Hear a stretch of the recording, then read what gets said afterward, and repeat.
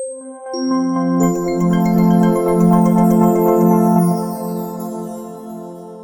everyone, I am back. It's Dr. Hammond here with your mental health moment. I reside in the Tampa Bay area of Florida. And thanks again for those who are starting to join here. Dr. Hammond here with your mental health moment. If you are brand new to mental health moment and you're wondering what in the world is a mental health moment is all about how do you become the best version of who you are so you can show up powerfully for yourself and for the people around you. Self care is definitely something that I hope is on your goal list for this year, somewhere in that list of goals that you made, because that's one way that you can work on being a better version of yourself. So again, you can show up powerfully for you and the people around you. But thanks for those who are still starting to join here. It's Dr. Hammond here with your mental health moment. Welcome to Mental Health Moment. Happy Black History Month. Um, so today's mental health moment, I did want to talk about a topic that I think. Let me take a pause. Let me take a pause for mental health moment. So for those of you who are not new to mental health moment, you know that each week, typically I'm going through different tips, mental health tips, strategies, how to help yourself, right? How to grow as a person. And this is still this type of mental health moment, but I did want to take sort of a pause from our traditional mental health moment really quick because I feel like literally in the past week or probably past month or so, there we have been inundated, and I say we as a global community. I recognize we're from all different time zones and all different parts of the world tuning in a mental health moment. Like there's just been so much information to take in. It's felt like there's a lot. It's a heavier time right now. There's a lot of information in the news. There's a lot of politics going on. There's a lot of tragedies going on. Like it's so heavy right now. So I wanted to share with you in case some of you are feeling that. Like you can feel the heaviness sometimes of just, I mean, just whether it's social media or traditional news or however you get your information, like it's so heavy and it's a lot to sort of process all of that. So I wanted to talk to you about that and how do you deal with all of that on today's mental health moment. Thanks so much for tuning in here. Dr. Hammond here with your mental health moment. I was just sharing that on today's mental health moment, I really want to sort of address this thing or whatever you want to call it. Just it's just so heavy right now and all the things that we're hearing. And it can be a lot to process mentally and emotionally and spiritually and maybe even physically, depending on how you process just a massive amount of information. So a couple of reminders for you today. But before I do that, I would love for you to just share in the chat now that I can actually see the chat. I would love for you to just share in the chat. Like I said, it's been heavy, it's been a lot. So just let me know, like one word, like how are you doing? Like how are you feeling? And you can just type it in, like I said, one word. This is a non-judgment zone for those of you who are new to mental health moment. But I also want to check in with you all as well, because again, there's been so much information, and just a lot of heavier news back to back to back to back to back. Which can really take a toll on your mental health if you're not aware of that. So yeah, so let me know in the comments, and hopefully my comments will still come in because my comments will do what my comments want to do. But let me know one word, like how are you feeling? Like how are you doing at this point with all of the world, all that's what's happening. And I asked you this again to put in the comments because first of all, as you know, mental health moment, if you're not new to mental health moment, it is so important to be checking in with yourself, especially during these heavier times. It happens like that sometimes, especially with the news cycle, that there's just times when it's just tragedy after tragedy after tragedy or politics or news. Like it's so heavy all at once, and then we might have a little bit of a break. I mean, there's always something happening in the world, right? A little bit of break, and then it's something or a time period all at once that's very heavy. A couple of things I want to share with you though, to remind you all of. One of the things is you're allowed to take a break from news. like, as in social media, like I said, wherever you get your news from. For me, it's mostly social media. I'm not, like, watching the news on TV or anything like that, but nonetheless, I'm still hearing stories, obviously, too, just like each and every one of you, but allow yourself to take the breaks as needed. Also, it's not on every video out there on social media, if that's how you consume your news, but some videos say, "Hey, distressing content." If you Depending on where you're at emotionally, that's why it's so important to check in with yourself, but depending on where you're at emotionally with yourself and you see that label, like, "This is gonna be distressing content," you might wanna just skip that video, right? If you're it you you don't have to. Here's another thing. Well, number 1, yes, skip some of the distressing content videos, and also know that, I mean, I've worked with okay. I've worked with plenty of different media outlets, so that it is something I do. I consult with a lot of different media outlets when it comes to mental health, and I'm honored to be in that space and provide resources and whatnot. So, not everything about the media is negative, of course. However, there is a side of the media that and social media that, like, really tries to draw you and suck you into stories. So I want you to be careful if you're finding yourself, especially on certain stories, trying to watch like 10, 15, 20 videos about it, like, as in distressing content, because that really can take a toll on your mental health. Put one word like, how are you doing? Because it is a lot and it's heavy. And I think a lot of us feel that. But again, especially for what, again, however you get your news, if it's social media or if it's traditional news on TV or wherever you're getting it from, you may need to limit the amount of exposure you have to certain things, especially if there's things that are triggering. And I can't tell you for you what's triggering for you because we're all different. We all have triggers, everybody on the planet. We have our triggers, things that upset us, things that remind us of something in the past or whatever it may be. But we can work on not getting as triggered sometimes when we reduce the amount of information that we take in. Um, so so I say that to say I'm not saying to not be informed of things going on, but I am saying that you really probably don't need 20 videos to watch to understand a certain news story, if that makes sense. Like, it really can take a toll. And I'll even say, I won't share like what specific stories, but there's just been certain things personally lately that I have been skipping over certain videos and um just not, again, because we don't need 20 different videos of really distressing things to be like constantly watching because it can take a toll on us, right? So what I'm telling you today is something I practice myself for a lot of different things. Now, again, we all have our different triggers. We're all from different backgrounds. We all have different belief systems, all good, great, amazing. And also there's things collectively that we feel that are just heavy, right? Especially tragedy.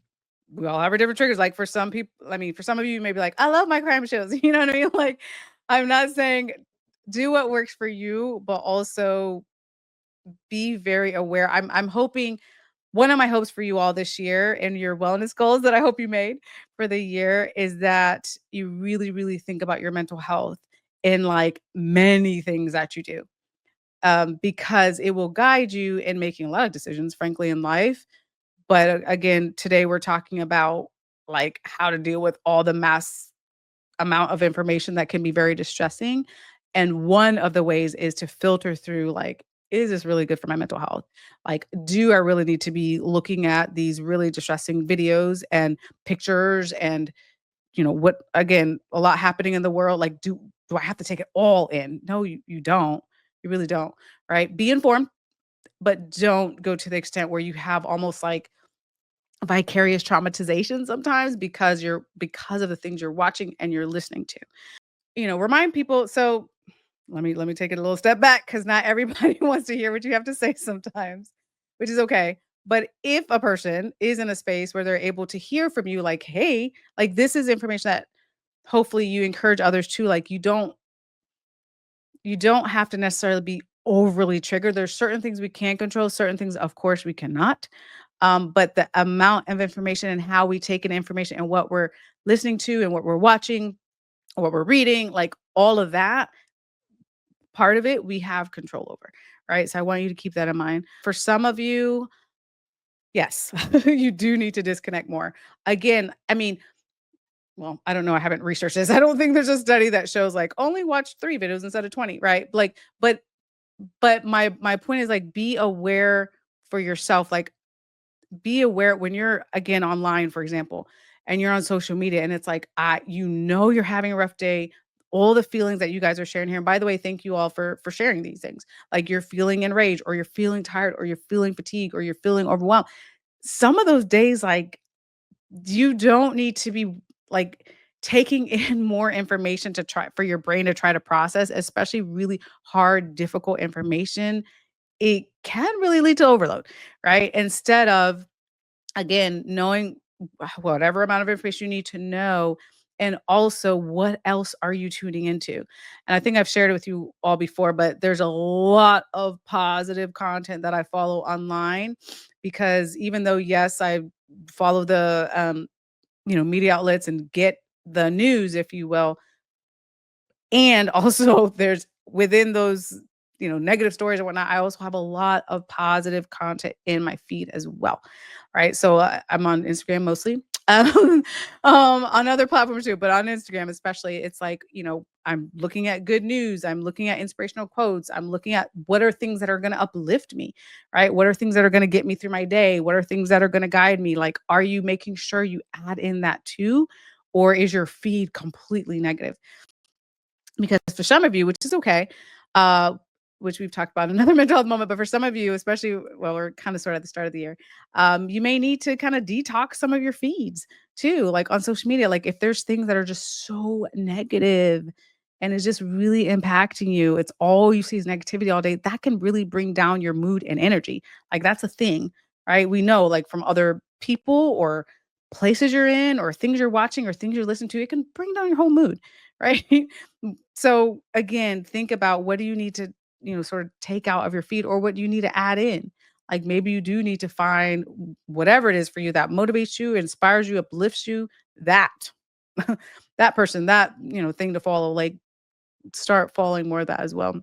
So also think about, doing that as well, of following that and checking in with yourself, as I mentioned earlier, and again, allowing yourself to take the breaks. Really, really, really important.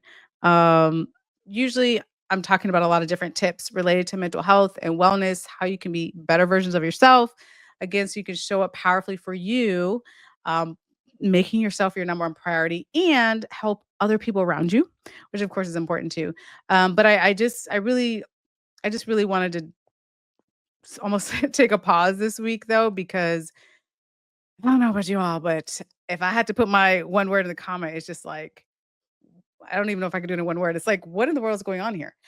Um, that's literally just the past couple weeks. It's just one thing after another. It feels like in the news, and it's heavy. It's very heavy, and it's just a lot.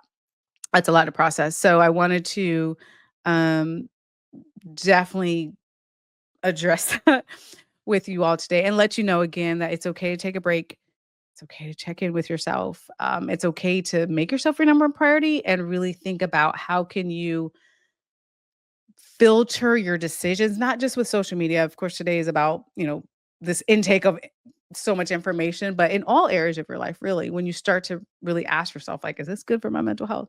And you'd be surprised some of the things you'll tell yourself. And it's okay though, not from a place of judgment, but a place of like, oh, I didn't realize this is not good for my mental health. Journaling, it depends on, I know some people are really big into like on like a electronic journal, like different apps. There's like a gazillion apps now, right? That you can like quickly journal, or if you meant like physically writing out, which is fine. Like it just depends on your style. But what helps people to journal consistently is usually if it's the same time every day, if possible. So like for example, I don't necessarily journal in the morning per se, but my gratitude practice, which I've talked to some of you guys about. I mean, not some of you guys. I've talked to my health moment. I feel like you guys are my friends. I feel like you guys are my friends sometimes. I'm in health moment, but we're all family here. No, But my gratitude practice that I started a couple years ago, I've been able to be extremely consistent with it because it's like every single morning as soon as I wake up. Like that's when I do it. That's my gratitude practice time, right? So it's like a set time. Same thing with my devotional. Like every morning, even when I'm traveling around wherever I'm going, because I travel often. For those of you who are new, sometimes I'm here and sometimes I'm somewhere in some hotel room somewhere. But I have my like my devotion, like I have a travel devotional and I have one at home. So because it's for me, it's important like every single morning that that's the first thing I do. So that keeps me consistent because it's like when I wake up, this is what we do. So the same thing sometimes with people journaling, if they're like, okay, it's by my if you're physically writing it out, like by your bed, for example, like like, okay, bedtime. You attach it to like bedtime routine, then it happens every day. And again, I mean, if you start and take breaks and keep going again, it's all good at the end of the day. I would say do it as consistently as you can, of course. But I mean, if you what is there, 365 days in a year, if you did it 300 days out of the year, like it's right, like it's all good. Or however much you can, it's really all good, I think.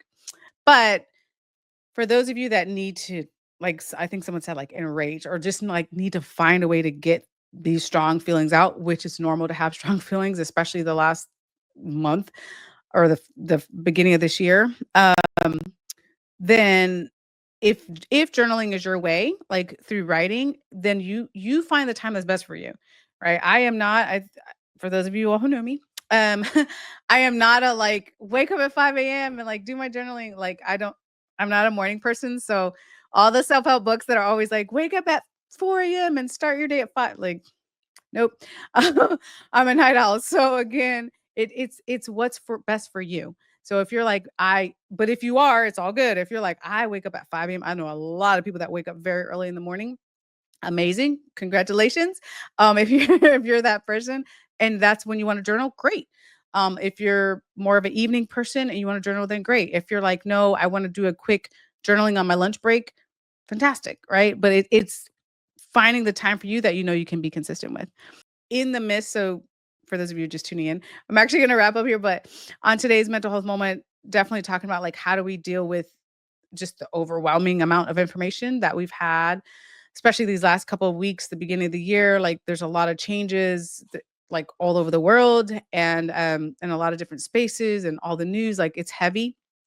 But also we have our personal lives on top of all the external noise.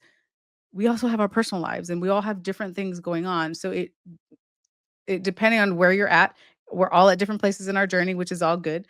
It's can be even harder, right? Maybe you're at a great place right now. Maybe you're at a dark place right now. Like it's a ride. It's the ride of life, right? Like we are all at different places, but sometimes that can be really hard for just so many things to be going on all at once. So I'm glad you brought that up. Okay, so I'm gonna wrap up here for today. But I did again really, really, really, really want to remind you that with everything happening in the world, um, make sure that you're making yourself your number one priority. It does not mean you're selfish. It means that you care about your mental health and your physical health and your emotional health and your spiritual health. I'm a huge advocate of holistic self care.